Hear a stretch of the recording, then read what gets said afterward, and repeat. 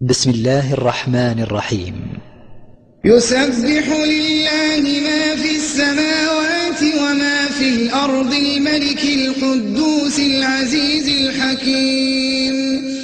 هو الذي بعث في الأميين رسولا منهم يتلو عليهم آياته ويزكيهم ويعلمهم الكتاب والحكمة وإن كانوا من قبل لفي ضلال مبين. وآخرين منهم لما يلحقوا بهم وهو العزيز الحكيم. ذلك فضل الله يؤتيه من يشاء والله ذو الفضل العظيم. مثل الذين حملوا التوراة ثم لم يحملوها كمثل الحمار يحمل أسفارا. بئس مثل القوم الذين كذبوا بآيات الله والله لا يهدي القوم الظالمين.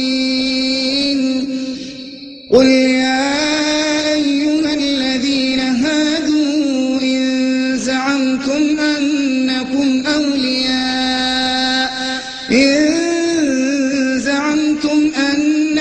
أولياء لله من دون الناس فتمنوا الموت إن كنتم صادقين ولا يتمنونه أبدا بما قدمت أيديهم والله عليم بالظالمين. قل إن الموت الذي تفرون منه فإنه ملاقيكم ثم تردون إلى عالم الغيب والشهادة فينبئكم بما كنتم تعملون. يا أيها الذين آمنوا إذا نودي للصلاة